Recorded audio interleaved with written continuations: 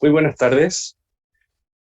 Mi nombre es Chao Saramoto, soy gerente de Quality Assurance y DevOps con Banco Santander Chile.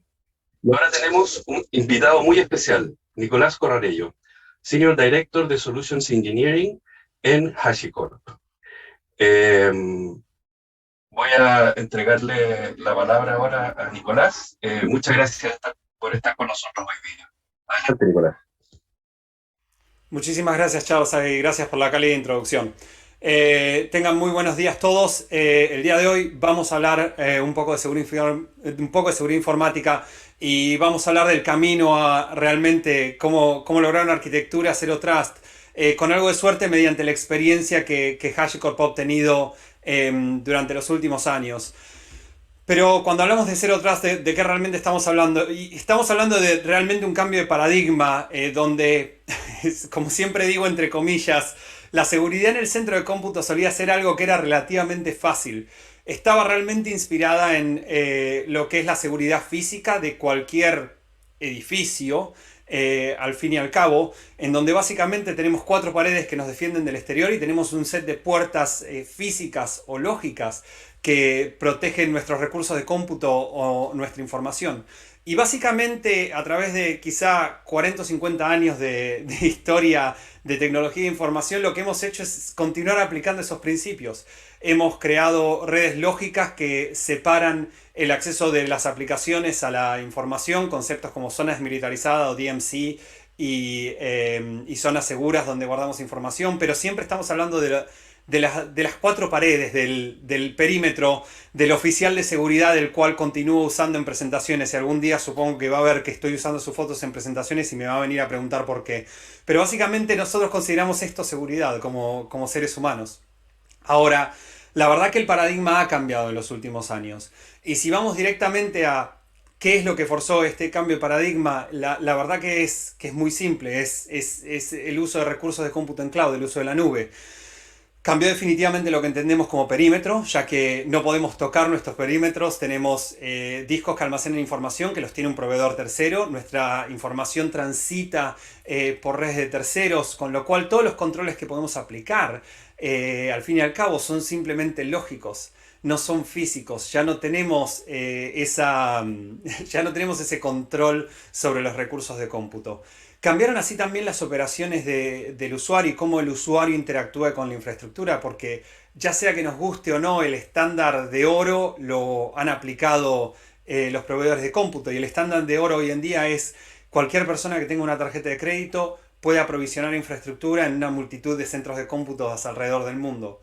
Y lo que ha cambiado también son los vectores de ataque sobre cómo puede llegar a haber alguna exfiltración de información, o sobre cómo pueden vulnerar nuestra infraestructura. Al simplemente delegar el problema físico a un tercero, aún tenemos el problema lógico, que es cómo evitamos que una aplicación sea comprometida o haya una regla de firewall equivocada que permita acceso a base de datos, o si hay información que se exfiltra que está en texto plano de forma de que pueda ser fácilmente interpretada. Vamos a hablar un poco de estos desafíos hoy, pero primero y muy brevemente voy a presentarme. Como habrán notado en el acento, tal como el de Charles, que es claramente Latinoamérica, el mío también. Mi nombre es Nicolás Corrarello y les pediría que los que hablen conmigo me digan Nico, ya que es más corto. Hablo tres idiomas, tengo tres pasaportes, pero resido en el Reino Unido, al norte de la ciudad de Londres.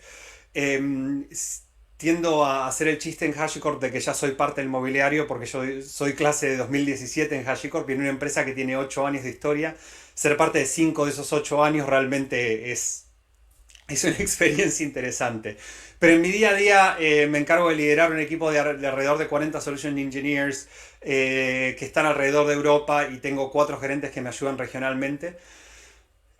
Si bien mi día a día es planillas de cálculo, la verdad que habiendo empezado tan temprano en HashiCorp tuve la experiencia de trabajar con muchísimos clientes que hicieron implementaciones o implantaciones de nuestros productos de seguridad. Y hasta tuve la oportunidad de escribir código que es parte hoy de algunos de nuestros productos de seguridad. En cuanto a mi perfil, soy un ex instructor de Red Hat cuando estaba en Buenos Aires. administrador de sistema de IBM, ingeniero de soporte para otras compañías y mi carrera profesional siempre recuerdo a los 18 años un amigo diciéndome que mi puesto oficial era tiracables, ya que trabajaba en la compañía de teléfonos. Así que bueno, he trabajado en infraestructura toda la vida. Hoy me toca, digamos, hacerlo desde otro punto de vista, pero permítame compartir un poco de mi experiencia. La verdad que si volvemos atrás, en cuanto a los cambios que introdujo la nube, introdujo esta expresión Zero Trust o confianza cero, que un compañero de trabajo estaba leyendo la versión inglés de esta presentación y su hija le dice, papá, no está bien no confiar en la gente, hay que confiar en la gente. Y estoy plenamente de acuerdo, pero cuando se trata de seguridad informática, no. Tenemos que tomar una postura diferente a la hora de proteger nuestra información, de proteger nuestros recursos. Y siempre trato de enfatizar estos tres principios que son la base de Zero Trust. En primero y principal, uno está acostumbrado como administrador de sistema en donde si alguien requiere acceso a una base de datos, básicamente se utiliza un set de principios bastante amplio, justamente para que no haya ida y vuelta de tickets, para que no sea un procedimiento frustrante. Y cualquier persona que requiera acceso a una base de datos generalmente se le da cualquier privilegio en cualquier tabla.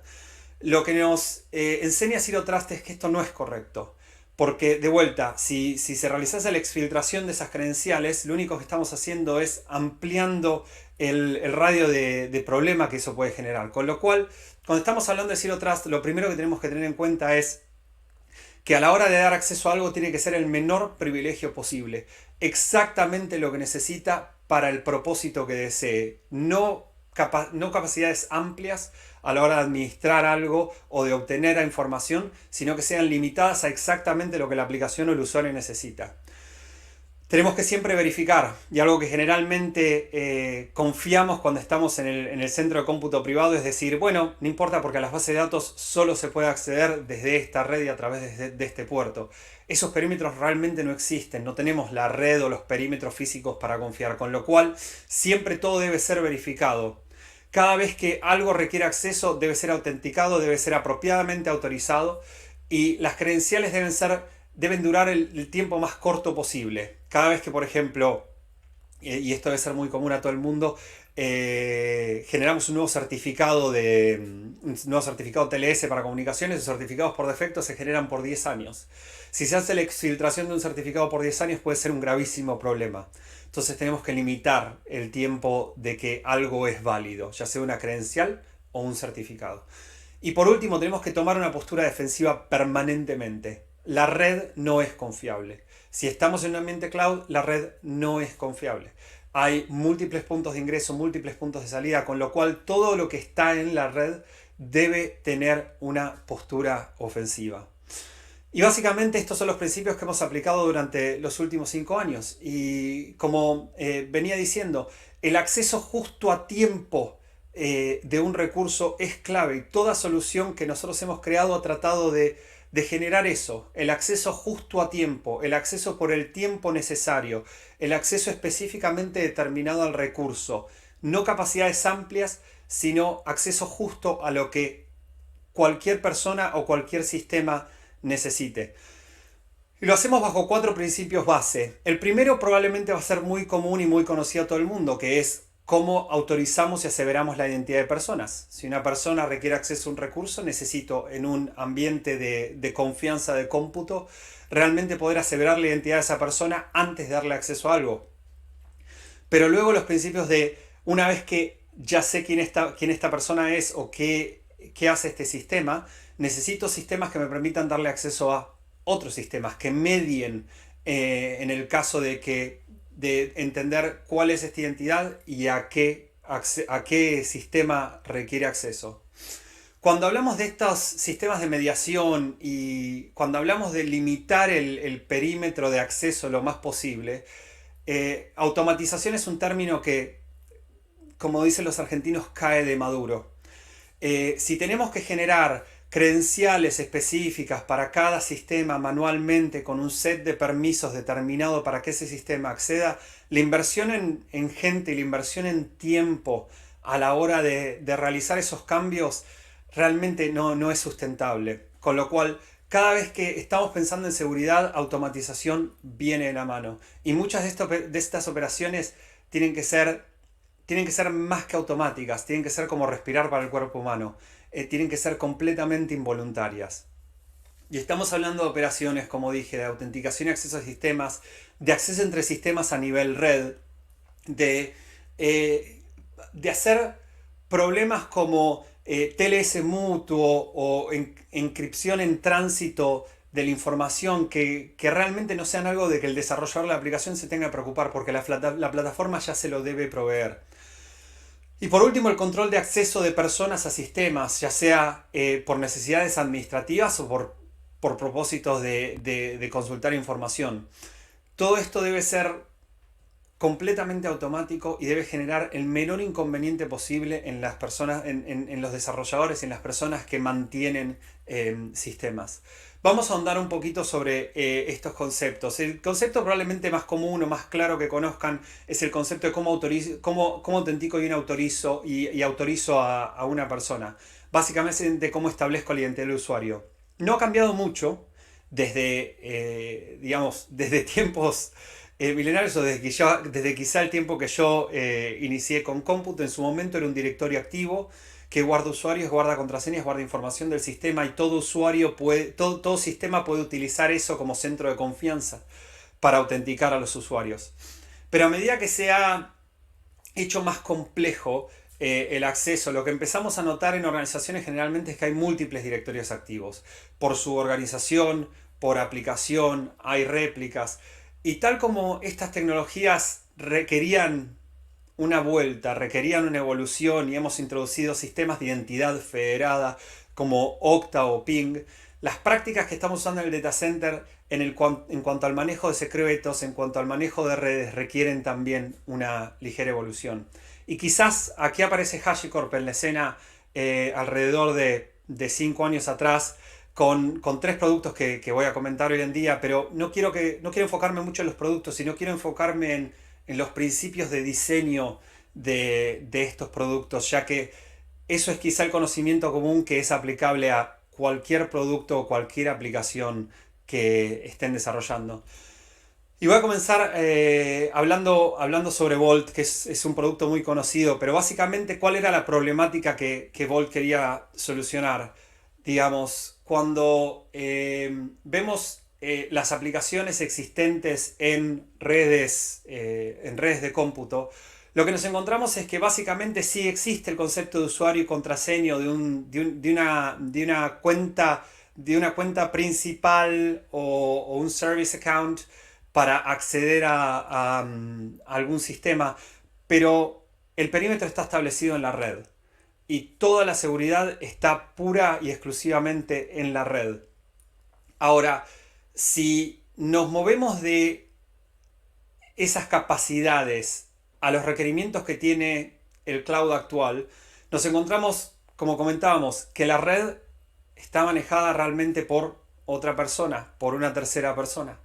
En lo que nos tenemos que fiar, al fin y al cabo, es en el concepto de identidad de la máquina virtual, la instancia de S2, como quiera que el proveedor de cloud lo llame. Y estas identidades, quizá el concepto más interesante es que solo existen dentro del perímetro del plano de control de Amazon o del plano de control de Google. No trascienden fuera de eso. Con lo cual, si quisiera integrar con mis sistemas o quisiera integrar entre nubes, no me es posible, ya que la identidad de esos sistemas no se federa a través de clouds. Los proveedores no lo realizan. Con lo cual, eso fue quizá lo que primero nos llevó a pensar en algo como Volt, ese principio básico de debemos mediar identidad, debemos estar en el medio y entender cómo Amazon genera confianza en una instancia S2 y cómo Google genera confianza en una instancia S2 y a partir de eso darle acceso a esa instancia a otro sistema. Cuando diseñamos Volt, los principios básicos que pensamos era, estamos asumiendo que múltiples plataformas tienen diferentes sistemas de autenticación y eso no va a cambiar. Me ha tocado hablar con algunos departamentos del gobierno británico que siempre hablaban de no, nuestro sueño quizás es, tenemos una sola capa de identidad a través de todos nuestros recursos de cómputo, ya sean estén en cloud público, en cloud privado, en VMware o VMware. Queremos una sola capa de identidad. Y quizá lo que yo les expliqué en su momento es, muchas organizaciones han tratado de hacer lo mismo. Al fin y al cabo, cuando desarrollamos Vault, nos basamos en el principio de que eso no va a pasar y que vamos a tener que confiar en múltiples identidades. Y sin importar qué identidad usemos para obtener acceso a un recurso, al fin y al cabo sobre esa identidad puedo aplicar una política y puedo hacerlo de una forma programática. Es decir, no necesito que un humano entre y haga ningún tipo de hardening en la máquina se inicia y automáticamente podemos ir y chequear contra la identidad si esta máquina es confiable o no. El segundo principio es cómo hacemos la gestión de secretos.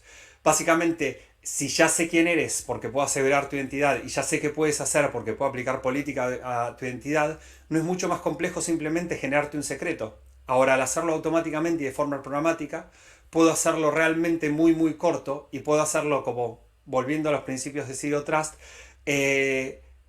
directamente puesto en el perímetro que requieres. Es decir, si esta aplicación tiene solo lectura, esta base de datos, si esta aplicación tiene solo lectura y escritura, no tengo que preocuparme en crear usuarios manualmente cuando esta aplicación se inicie, dependiendo de su perfil de IAM o su rol en un Azure Application Group, puede simplemente obtener las credenciales que requiere. Todo acceso en este caso es temporal. ¿Por qué? Porque al hacer esas credenciales muy fáciles de obtener, puedo básicamente hacerlas durar muy poco, porque si necesito otro set de credenciales, simplemente pido otras, no hay tickets en el medio. Y de esta forma puedo controlar el acceso a la información manteniéndome fuera del flujo de datos. Es decir, yo como Vault puedo dar acceso a un sistema y luego simplemente retirarme y dejar que la aplicación interactúe con la base de datos, por darles un ejemplo. No necesito estar en ese, como dicen en inglés, critical data path o flujo de datos en donde si Vault no está funcionando, la aplicación deja de funcionar. Y por último, en el principio básico de limitar el acceso a la información. El acceso a la información generalmente también se maneja de forma física. Si alguno de ustedes o de vosotros ha administrado sistemas de almacenamiento, saben que básicamente esta fibra está conectada a este switch que está conectado a este storage y este logical unit o este disco virtual está expuesto a este sistema.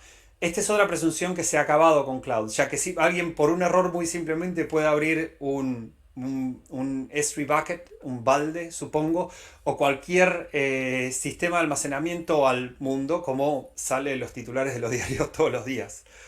Con lo cual tenemos que asegurar la información no solo mediante lo que se llama encryption at rest o encriptación en disco, sino realmente encriptar esa información en tránsito.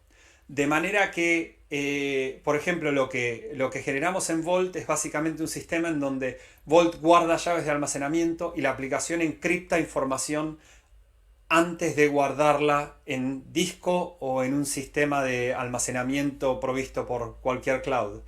De esta manera podemos hasta incluso federar la identidad del usuario para asegurarnos que la aplicación solo desencripte la información cuando el usuario lo vea, cuando el usuario lo requiera, y agregar realmente ese nivel de trazabilidad en la información, ya que si la información está encriptada, cada vez que alguien está accediendo a esa información, hay una operación de decriptación, por lo cual tengo un registro. Solo para contarles, digamos, voy a ir rápido, pero algunos de nuestros clientes, ABN AMRO, y pueden ir a leer el caso de uso. ABN AMRO está ejecutando, es uno de los bancos más grandes de Europa, está ejecutando estas prácticas hace más de 2 años ya. Volviendo al acceso justo a tiempo, si hemos solucionado mediante Vault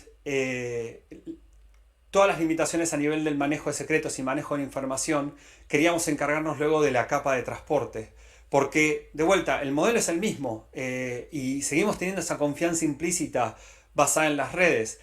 Pero otra cosa que nos damos cuenta en la nube es que básicamente tenemos tanta escala de redes que hay muchísimos NATs, hay colisiones de segmentos. Si alguno aprovisionó una solución comercial muy conocida de Kubernetes, se dará cuenta que por defecto quizá terminó con 5 clusters que tienen exactamente los mismos segmentos de IP. Con lo cual, realmente no podemos confiar en esas IPs porque una máquina no está asociada a un IP, un servicio no está asociado a un IP. esa IP puede cambiar, puede ser destruido, reprogramado, puede aparecer en otra red, puede aparecer en otra geografía por escala. Con lo cual el principio básico a nivel digamos, la administración del transporte de datos es olvidarnos por un segundo de las direcciones IP. Las direcciones IP y la red existe y asumimos que eso existe, pero el tráfico tiene que ser en una capa superior a la red IP. Con lo cual, cuando establecemos políticas de seguridad, no puede ser simplemente un firewall en el cual sigamos adicionando reglas de permitir o denegar sobre este segmento de red. Tiene que ser basado en algo que se entienda y tiene que ser el nombre del servicio, básicamente. Cuando desarrollamos Consul pensamos en eso y decidimos que básicamente vamos a crear un sistema de seguridad de red en una red mesh en donde básicamente todo puede ser plano o puede no serlo. Consul va a realmente ser el nexo entre esas redes desconectadas, pero al fin y al cabo a la hora de conectar servicios lo vamos a hacer a través del nombre del servicio, a diferencia del proxy, y que nos vamos a encargar simplemente de todo lo que sea encriptación en transporte, nos vamos a encargar de la generación de certificados TLS, ya que de vuelta el desarrollador de la aplicación no debería preocuparse de eso, debería ser una capacidad de la plataforma. Y el siguiente principio en el que nos enfocamos es entender que si bien en ciertas plataformas podemos efectuar esto, entre las plataformas, entre las diferentes redes, siempre va a haber firewalls tradicionales. Con lo cual tenemos que usar a Consul realmente como un centro único de verdad o de registro de dónde están estos sistemas y emplear otras herramientas como Terraform para reconfigurar de ser necesario estos firewalls core o estos routers de núcleo. Al fin y al cabo, estos sistemas o estos equipos es por donde pasa toda nuestra información de red, con lo cual quizá esto no deba ser completamente automático, quizá esto deba ser más versionado. Y esto es lo que implementamos con Consul Terraform Sync, incluso un poco más recientemente. Otra firma cliente nuestra, Criteo, en Francia, está usando estas prácticas hace más de 2 años, con miles y miles de sistemas en ejecución. Por último, y el último problema que queríamos solucionar es cómo realizamos el control de acceso a personas. Y el principio básico es realmente muy interesante porque todos nosotros, sobre todo estos últimos 2 años, quizá nos hemos acostumbrado a trabajar con clientes de VPN. Y quizá no vemos del otro lado lo complicado que es la administración de esos clientes de VPN y concentradores de VPN. Y cómo realmente lo que al fin y al cabo estamos haciendo es extender un perímetro gigante alrededor de un usuario pequeño que quizá está en su domicilio, cuando en realidad lo que probablemente deberíamos hacer es simplemente darle a ese usuario privilegios específicos sobre un túnel en el cual confiamos. Y este es el principio básico sobre el cual generamos Boundary. Por un lado, eliminar la complejidad de las VPNs, de las redes privadas y virtuales, y darle acceso a un usuario a un túnel de forma simple, que no le da acceso a una red completa, sino que simplemente le da acceso al puerto que necesita para acceder a información. Y justamente mediante una integración con Vault, traer ese acceso justo a tiempo. De la misma manera que hemos podido generar credenciales para aplicaciones justo a tiempo, podemos utilizar esa identidad federal del usuario para no solo dar acceso solo a un puerto de red, sino también introducir las credenciales para que tenga acceso al servicio que el usuario requiera administrar sin realmente demasiada necesidad de generar túneles VPN, de tener credenciales que rotan. Usamos como ancla de identidad la identidad del usuario y luego en base a eso sabemos quién es el usuario, sabemos qué privilegios tiene, con lo cual podemos ir y generar credenciales justo a tiempo para lo que sea. ¿Cuál es de última nuestra visión para Zero Trust? Y como siempre, quizá lo he hecho muy aplicado a productos de HashiCorp, pero hay otras herramientas en el mercado que les permite hacer esto. Pero nuestra visión básicamente es que si un usuario requiere guardar cierta información, ese usuario puede enviar esa información a una aplicación y la aplicación puede ir a un sistema en donde puede obtener contraseñas que sean justo a tiempo para acceder a donde se deben guardar las contraseñas y al mismo tiempo vaya a otra plataforma o a Vault y encripte esa información de manera de que si hay una exfiltración no pueda ser fácilmente interpretada. De la misma manera, queremos que esa aplicación no tenga, que el desarrollador de esa aplicación no tenga que abrir 15 tickets a diferentes administradores de red cada vez que necesite hacer un redespliegue o cambien las IPs. Que simplemente confíe en una plataforma de red preexistente, en un mesh, para darle acceso a los recursos que necesita. Eh, que esa información se guarde y que no solo esté encriptada en tránsito, sino que esté encriptada, no solo esté encriptada en tránsito, sino que también esté encriptada en disco, donde haya un manejo simple de llaves y ese motor de bases de datos pueda agregar otra capa de encriptación más. Y por último, que si un usuario requiere administrar cualquier parte, ya sea los servidores que están ejecutando la aplicación o la base de datos, tenga un sistema en donde tenga acceso solamente al puerto que requiere y con credenciales que estén entregadas al usuario por tiempo limitado y que solo den acceso a lo que necesita. Esto es una visión quizá un poco ambiciosa, pero si vuelvo un poco para atrás y veo lo que nuestros clientes están haciendo hoy en día, por lo menos empiezan con el manejo de secretos, que quizá es la parte más importante. Con lo cual, con esto quisiera darle muchísimas gracias. Quiero disculparme por haber estado tarde y por tener habido que limitar la sesión un poco en tiempo. Tuvimos un problema técnico, pero gracias a Dios pude hablar con ustedes el día de hoy. Espero que hayan disfrutado la charla y voy a integrarme ahora al chat en breve en caso de que tengan alguna pregunta, a menos que Charles me diga si podemos tomar algún en vivo. Si no, puedo ir para el chat.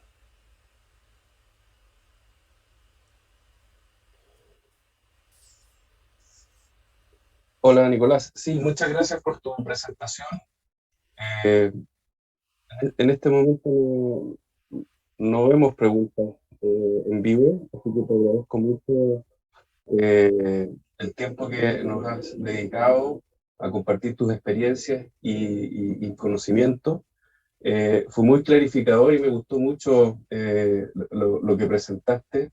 La verdad es que a nosotros nos toca sufrir a diario con estos problemas y creo que la visión de automatización y de llevar adelante todas estas soluciones que integran mundos desintegrados agrega un valor inmenso a las empresas que tienen mucho legado y sistemas de alta complejidad como suele ser en la industria bancaria. Eh, Así que te agradezco nuevamente por tu tiempo. Muchas gracias y felicitaciones. Que estés muy bien. Muchísimas gracias, Charles. Hasta luego. Ujú. Hasta luego.